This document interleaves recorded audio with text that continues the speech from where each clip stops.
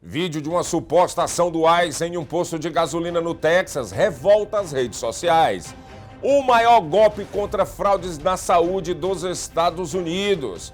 Brasileiro é preso após dirigir carreta sem licença comercial e outro responde por tentativa de fuga de um centro do ICE em New York. Ainda, a operação imigratória deixa carros abandonados na Virgínia. Trump manda investigar gigantes do petróleo e enfrenta pressão sobre a guerra com o Irã e recebe o secretário da OTAN em um encontro marcado por tensão e cobranças.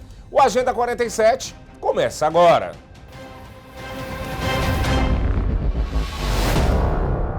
Olá, hoje é 25 de junho de 2026, quinta-feira. Sejam bem-vindos ao Agenda 47, um jornal dedicado a acompanhar de perto as principais ações e notícias que envolvem o 47º presidente dos Estados Unidos, Donald Trump. Estamos presentes em várias plataformas para que você fique sempre bem informado. Todo jornal eu gosto de falar isso para você saber onde nos assistir e aonde ter acesso ao nosso conteúdo. Para todos os Estados Unidos e Canadá, você pode nos ver na SPT Television, SIC Internacional, e também no nosso streaming SPT Plus, onde você pode acessar em qualquer lugar do mundo. SPT Plus, faça o download na sua Smart TV ou então no seu telefone, o seu telemóvel. Estamos nas redes sociais também, Seaba Brazilian Television no YouTube e no Instagram. Se ainda não nos segue, faça isso agora mesmo e fique por dentro do que acontece nos Estados Unidos, no Brasil e também no mundo. Informação de qualidade, credibilidade e conexão direta com a nossa comunidade, onde quer que você esteja. Um vídeo gravado em um posto de gasolina no Texas está provocando uma forte repercussão nas redes sociais. Nas imagens, um homem mexicano-americano afirma ter presenciado agentes do ICE, o Serviço de Imigração dos Estados Unidos, detendo 4 trabalhadores que abasteciam um veículo no local. Segundo o relato, os homens teriam sido levados sem seus pertences pessoais, celulares, chaves e outros objetos que ficaram para trás. O que chamou a atenção de testemunhas e levantou questionamentos sobre a operação. O autor do vídeo afirma que tentou registrar uma ocorrência e buscar esclarecimentos junto a um policial do Texas State Troopers.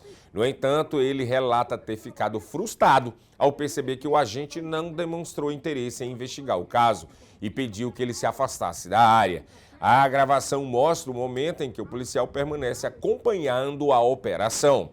A partir daí, o homem conclui que as autoridades estaduais estariam atuando em cooperação com os agentes federais de imigração.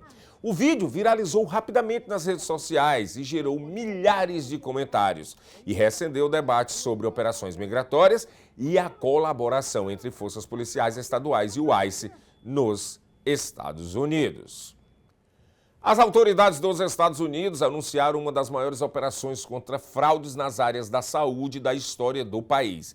Ao todo, 455 pessoas foram acusadas, incluindo 90 médicos e outros profissionais licenciados, suspeitos de participar de esquemas que envolvem mais de 6 bilhões e 500 milhões de dólares em cobranças falsas a programas públicos de saúde. Segundo o Departamento de Justiça, os investigados são acusados de fraudes em programas como o Medicare e o Medicaid, além de esquemas relacionados ao abuso de opioides. As autoridades afirmam que, em alguns casos, causaram graves danos aos pacientes e, em determinadas situações, até mortes. A operação mobilizou agências federais em dezenas de estados americanos e resultou no bloqueio de milhões de dólares em bens e recursos ligados aos suspeitos. O governo afirma que o objetivo é proteger os contribuintes e impedir que criminosos lucrem às custas da saúde pública dos Estados Unidos. Today's announcement marks a pivotal moment in our nation's ongoing fight against healthcare fraud. A crime that steals from American taxpayers, it puts vulnerable patients at risk. As part of the Department of Homeland Security, HSI is proud to stand alongside our partners in this historic effort. HSI's mission is clear: to safeguard the American public and economy from criminal organizations and individuals who seek to exploit our benefits system for personal gain. Healthcare fraud undermines trust in our healthcare system and diverts resources from those who need them most. This year's National Healthcare Fraud Takedown is the largest in history, with 455 defendants charged across 45 states and territories. and more than $6.5 billion in alleged fraud uncovered. HSI plays a critical role in investigating the transnational criminal networks behind this fraud, identifying and apprehending fugitives overseas, and disrupting schemes that span across borders. Our special agents, working closely with the Department of Justice, HHS, the FBI, the DEA, our local and state and international partners, demonstrated extraordinary dedication and expertise. Using advanced data analytics and financial intelligence to follow money, seize assets, and ensure accountability at every level. Their commitment, collaboration, and innovation have made today's results possible. Together, we've shown that no criminal, no matter how sophisticated or well hidden, can evade the reach of the U.S. government. HSI remains steadfast in its commitment to protecting the American people, defending the integrity of our nation's financial infrastructure, and ensuring that those who abuse it are held accountable. Today's actions send a powerful message. If you target our healthcare programs, you will be found, you will be prosecuted, and you will be brought to justice. Thank you. Uma fiscalização de rotina na Interstate 81, uma das principais rodovias de transporte de carga dos Estados Unidos, terminou com a prisão de um brasileiro na Virgínia. Segundo o Serviço de Imigração e Controle de Alfândega dos Estados Unidos, o ICE, Lins dos Santos Melo dirigia uma carreta utilizando apenas uma carteira de motorista comum emitida pelo estado de Massachusetts. No entanto, ele não possuía a Commercial Drive License, conhecida como CDL, licença que é obrigatória em nível federal para conduzir veículos comerciais de grande porte. Durante a abordagem, os agentes também constataram que o brasileiro estava em situação imigratória irregular. Ele foi transferido para a custódia do ICE e agora responde a um processo de deportação.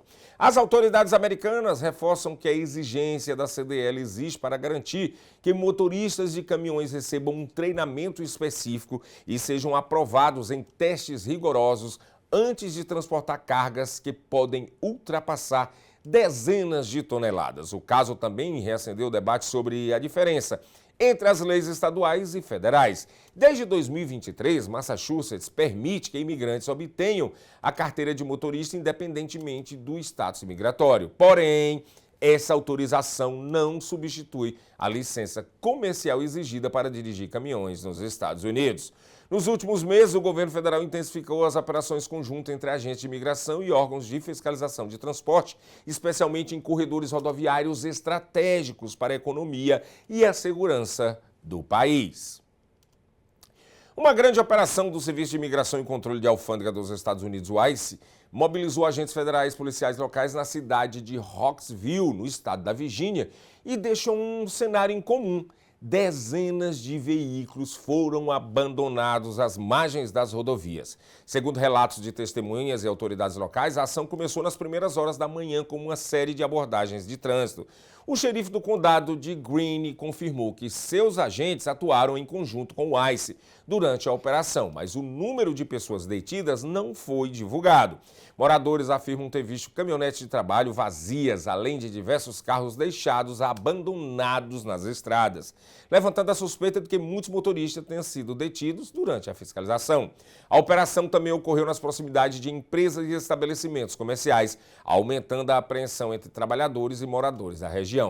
Até o fechamento dessa reportagem, o ICE não havia divulgado um balanço oficial da operação e nem informado quantas pessoas foram presas nesta operação, nessa rodovia.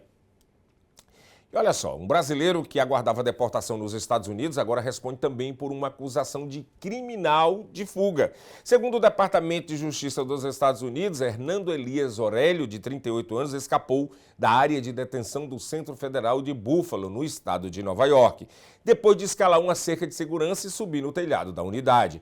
Ao ser localizado por um agente, o brasileiro pulou da estrutura e tentou fugir correndo em direção a uma área de mata.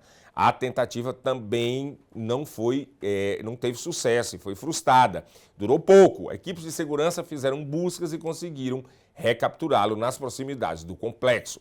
Além do processo de deportação, Aurélio agora também responde pelo crime federal de fuga sob custódia e também essa questão aí de estar ilegal no país e agora vai responder por 2 crimes. Mais de 4,7 milhões de americanos perderam o direito ao Programa Federal de Assistência Alimentar, o conhecido SNAP. Desde que entrou em vigor na nova lei de impostos e gastos assinada pelo presidente Donald Trump, os dados são do Departamento de Agricultura dos Estados Unidos. O estado do Arizona foi o mais afetado, com uma queda de cerca de 50% no número de beneficiários. Organizações sociais afirmam que a procura por bancos de alimentos já supera o número de pessoas atendidas pelo Programa de Assistência Alimentar. A Casa Branca afirma que as mudanças tornam o programa mais sustentável e combatem gastos excessivos que já chegavam a milhões de dólares. Miriam Flores is sacrificing a lot to keep her kids happy, not hungry. I stopped eating myself so I could feed my children or save food for someone who didn't have enough. For the 42-year-old mom of 7, this community dining room run by the Society of St. Vincent de Paul in Phoenix has become a lifeline. She's one of nearly 500,000 Arizonans who lost SNAP benefits, also called food stamps, in the past year, according to data from the U.S. Department of Agriculture. That's roughly a 50% drop in enrollment, the steepest decline in all 50 states. That followed President Donald Trump signing H.R. 1, commonly known as the One Big Beautiful Bill Act, last year, which restricted who is eligible for benefits. Arizona was one of the first states to quickly roll out the new SNAP guidelines, and experts say it's been hard for the state to keep up with the changes. They also warn other states could soon see bigger drops in enrollment. Yes, it's hard. There are nights of crying, nights of not sleeping, de no dormir, de que se me va el sueño a las 2 de la mañana. and I lose sleep at 2 a.m. doing the math, Sacando cuentas. Decidiendo que deciding what to pay for and what to put off until later. voy a dejar para después. When I talked to Flores, she echoed what other SNAP recipients told Reuters for this story, that each day has become a struggle. She said she stopped receiving benefits in January, losing about $1,100 per month. Simplemente paré I just stopped. I stopped asking. I stopped applying. de aplicar. When I asked her why she stopped, she told me there are just too many hurdles. She said she cleans houses for work, and it's hard to manage hours on the phone when there are no results. Y lo miro como una tortura. I see it as torture. Reuters couldn't independently establish Flores' benefit status. The White House said in part that, quote, President Trump is strengthening SNAP by ensuring these programs are sustainable for future generations, adding that the president's mandate is to, quote, eliminate runaway spending across the federal government. The USDA told Reuters that enrollment in food stamp benefits is down nationwide. They say that's due to several factors, including work requirement reforms and initiatives to expand access to employment services, education, and case management. Arizona's Department of Economic Security, which administers benefits in state, said it's working to minimize wait times for those seeking help. As more people lose food security in Arizona, resources are spreading thin across the state. According to data from the Arizona Food Bank Network, for the first time on record, the number of Arizonans visiting food banks exceeds the number receiving food stamps. The problem is not only did they lose their SNAP benefits, but they also don't have enough money to get gas to get here, to get the food that we have. So it's like a double whammy for them. Cindy Bernardo is the Family Evening Program Manager at the Society of St. Vincent de Paul, where she helps families like Flores's. They need to be seen as human beings, and the whole family needs to be taken into consideration. E o prefeito de Nova York, Zohran Mamdani, saiu ainda mais fortalecido após as eleições primárias democratas. 3 candidatos apoiados por ele venceram as disputas importantes para o Congresso, derrotando nomes ligados ao estabelecimento do partido. Entre os vencedores estão Brad Lander, Clary Valdez e Dariela Lisa Ávila. Para que os analistas observaram nesse momento, esse resultado mostra que uma parcela significativa do eleitorado democrata busca uma renovação dentro do partido. E esta agenda mais à esquerda. As vitórias aumentam a influência de Mamdani dentro do próprio Partido Democrata e intensifica o debate sobre o futuro da legenda antes das eleições de meio mandato de novembro. Enquanto a ala progressista comemora o avanço, líderes mais moderados alertam para o risco de divisão interna e de perda de apoio em estados decisivos. 3 major primary wins reinforced New York City Mayor Zohran Mamdani's push to expand his Democratic Socialist movement ahead of November's midterm elections. Former City Controller Brad Lander, Assemblymember Claire Valdez, and Daria-Liza Avila Chevalier, all endorsed by Mamdani, won seats in Tuesday's primaries. Notably, activist Chevalier narrowly defeated 5-term Representative Adriano Espiat, chair of the Congressional Hispanic Caucus. I think what these candidates all have in common. Gabriel S. Tenon, an assistant professor of history at Baruch College, said the 3 wins show that voters are eager for change over incumbency. These Mamdani-backed victories, I think, illustrate 2 things. The first of which is that the current mayor still has a tremendous amount of political capital, even midway through his first year in office. But I think this is also illuminative of the political headwinds nationally, right? I think that there's a growing discontent with moderate Democrats, whether it's their alignment with finance and Wall Street. I think there's also a growing prevalence of the importance of foreign policy when it comes to these local elections, and particularly candidates' positions on military and economic support for Israel. And so, you know, whether or not these incumbent candidates are giving a full-throated rejection of neoliberalism, of more traditional democratic foreign policy positions, I think those are clearly going out of vogue. And there is space within the party for these upstart candidates to sort of make gains. Other analysts say the result of Tuesday's primaries show progressive Democratic voters' anger at President Donald Trump's agenda and governing style, and anger stemming from the Biden administration's backing of Israel's war in Gaza following a Hamas-led attack. Democratic Socialist Chevalier, in social media posts, backed abolishing police and border controls and raised questions about Israel's right to exist. Chevalier has deleted some posts and apologized for some of the language she used. The results in New York come on the heels of Mamdani's 2025 mayoral win, having campaigned on the issue of affordability. And Democratic Socialist mayoral candidates recently won the primary in Washington, D.C., and made the runoff in Los Angeles.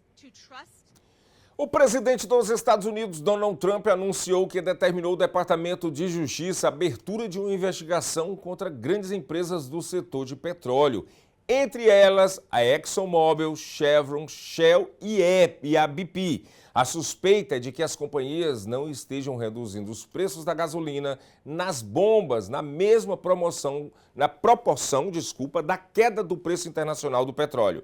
Trump afirmou que os consumidores americanos podem estar sendo vítimas de prática abusiva de preço e disse ter avisado aos executivos das petrolíferas para que parem de explorar a população norte-americana. Segundo o presidente, a gasolina deveria custar cerca de 2,25 por galão, bem abaixo da atual média nos Estados Unidos. O setor, por sua vez, argumenta que os preços nas bombas não acompanham imediatamente a oscilação do petróleo bruto devido ao custo de refino, transporte e estoques. So it's ExxonMobil, it's Chevron, it's Shell, it's BP, it's a lot of them. The gasoline or the oil prices have come down so much, and we are not seeing anything at the pump by comparison to what it should be. We should be, in my opinion, at $2.25 right now at the pump. And we're higher than that. And we are doing a big investigation on it. Yeah, they're not reducing the prices commensurate with what's happening. Look, we are sending out, think of it, 19 million barrels came out yesterday. That is a flood. That's like a gusher. That's an oil gusher. And they should be much lower, the gasoline prices, which really is what people see more than anything else, but for their car. But the gasoline prices should be much lower at the pump. And the oil companies are possibly gouging. I hope they're not, otherwise they're going to be in big trouble. They're going to be in big trouble. We're not going to play games. Mr. President, have you spoken to them, sir? Have you spoken to the oil executive today? I told them, don't gouge our people. E o presidente dos Estados Unidos, Donald Trump, enfrentou críticas de senadores do próprio Partido Republicano durante uma reunião a portas fechadas no Capitólio sobre a guerra com o Irã. Segundo parlamentares presentes, houve uma discussão bem acalorada entre Trump e o senador republicano Bill Cassidy, que cobrou mais transparência sobre o acordo firmado com Teherã e os custos desse conflito. Apesar do clima de tensão, Trump deixou o encontro afirmando que o partido continuou unido e classificou a reunião como muito positiva. Pouco depois, a Casa Branca enviou ao Congresso um pedido de dezenas de bilhões de dólares para financiar as operações relacionadas ao conflito. A pressão política aumenta após o Senado aprovar uma resolução de caráter simbólico pedindo o fim das ações militares contra o Irã. Enquanto pesquisas apontam queda na aprovação do presidente e mostram que a maioria dos americanos considera que a guerra não valeu o custo gasto.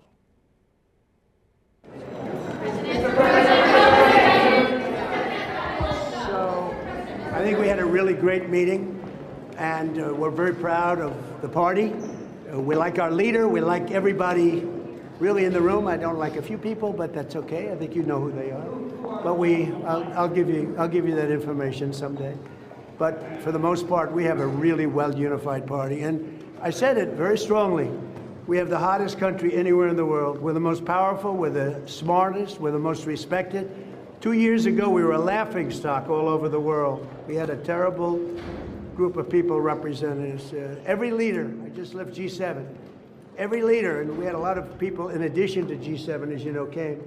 Everyone said, what we've done in a year and a half is a miracle. We have the hottest country in the world, and we want to keep it that way. We have more factories being built right now than we have at any point, at any time in the history of our country. And all of those factories are opening up soon. It's all jobs. And our job numbers are incredible anyway. I see that oil just broke the $70 number. Who would have thought that was going to happen? And that's during a war. And Iran is being very nice. They're agreeing to everything that I want. And they have to. Otherwise, we just go back and do what we have to do. Thank you very much. O presidente dos Estados Unidos, Donald Trump, recebeu também na Casa Branca o secretário-geral da OTAN, Mark Rutte, em uma reunião marcada por elogios e divergências. Rutte destacou que a maioria dos países da aliança apoiou Washington durante a crise com o Irã e apresentou dados mostrando o aumento dos investimentos europeus em defesa desde 2017. Mesmo assim, Trump afirmou que não quer dinheiro dos aliados, mas sim lealdade, criticando a falta de apoio de alguns países durante o conflito. O encontro acontece às vésperas da cúpula da OTAN em julho, em meio às discussões sobre o futuro da aliança e o papel dos Estados Unidos na segurança da Europa. NATO Secretary-General Mark Rutte met President Donald Trump at the White House on Wednesday, aiming to ease tensions over the war in Iran and strains within the alliance. Rutte sought to assure the U.S. leader, saying European allies had largely supported Washington, describing any reluctance as isolated cases. He pointed to rising defense spending across NATO and highlighted how U.S. warplanes had operated from bases in Europe during the conflict. This chart is about the Trump trillion. The Trump trillion shows you the increase Europeans and Canadians are paying into defense since you took office in 2017. I can assure you, this is because of Russia, because of the threat, but I'm also absolutely convinced that you being President of the United States, being consistently pushing for something which since Eisenhower has not been achieved, which is the Europeans equalizing their defense spending with the United States. But Trump appeared unconvinced. The U.S. president has grown angry over NATO allies' refusal to support the U.S. campaign against Iran and their reluctance to help reopen the Strait of Hormuz. I just want their loyalty. We don't need their money. We don't need anything. We have the most powerful military in the world by far. But I just want loyalty. You know, we're so loyal to them. We're always fighting for them. We have thousands of troops all over Europe. The meeting comes ahead of a critical NATO summit in July, with divisions deepening over the Middle East conflict and America's role in Europe. Trump has openly questioned the alliance's value and even floated the idea of withdrawing. At a NATO meeting last week, Defense Secretary Pete Hegseth sharply criticized what he called free-riding allies, while launching a review of U.S. troop deployments in Europe that could lead to cuts. Despite the tensions, Rutte said Trump remains committed to the alliance, even as the president had cast doubt on attending the July summit. E nós vamos continuar acompanhando aí que vai ter a cúpula da OTAN já no próximo mês e vamos ficar de olho. Vamos agora para as capas dos nossos jornais comunitários. Estou aqui com o Jornal dos Esportes, já que estamos na época de Copa do Mundo, mas o Jornal dos Esportes não cobre só esportes, cobre também notícias do dia a dia, né? Os hard news. Vamos aqui, ó. Brasileiro é destaque no Jornal dos Esportes. Brasileiro preso nos Estados Unidos pode responder por terrorismo após ser apontado como ex-líder do PCC e também do Comando Vermelho. Essa notícia ela foi destaque em vários jornais brasileiros e norte-americanos também. Esse brasileiro ele foi preso lá na Carolina do Norte e agora está nas mãos das autoridades americanas e é acusado de ser um ex-líder do PCC também, do Comando Vermelho. E aqui no canto nós temos mais da metade dos moradores considera deixar o estado por alto custo de vida. Qual estado? Massachusetts. Estão dizendo que viver em Massachusetts está muito caro e mais da metade dos moradores considera trocar de estado. Prefeita de Boston critica Trump e é acusada de defender abuso infantil por grupo católico. Olha só. Imigrantes. A administração Trump localiza 146 mil menores desacompanhados, denuncia negligência criminosa de Biden. Então a gente vê aí os destaques deste jornal que você pode pegar aí em um estabelecimento comercial brasileiro em qualquer lugar, tá bom? Vou sempre reforçar aqui, olha gente, quem está assistindo o nosso conteúdo lá no YouTube ou no Instagram não está seguindo a gente. Vamos fazer o seguinte, sigam! Porque aí você seguindo, a plataforma entende que você interessou pelo conteúdo. E aí quando você assistir, dá um like, deixa uma mensagem e tal, para o YouTube entregar. Porque tem momentos que o YouTube não entrega, o YouTube fica ali, o vídeo fica lá, não dispara para as pessoas. Isso é importante ser avisado a vocês, que se vocês der o like, comentar, fazer ali uma inscrição, isso ajuda a gente também a chegar mais longe nas nossas comunidades aqui nos Estados Unidos, tá bom? Logo mais, às 7 horas da noite, tem o Brasil News, uma cobertura completa de como foi os torcedores brasileiros acompanhando o jogo aqui no estado de New Jersey e também lá na Flórida. Aguardo vocês até às 7 horas da noite.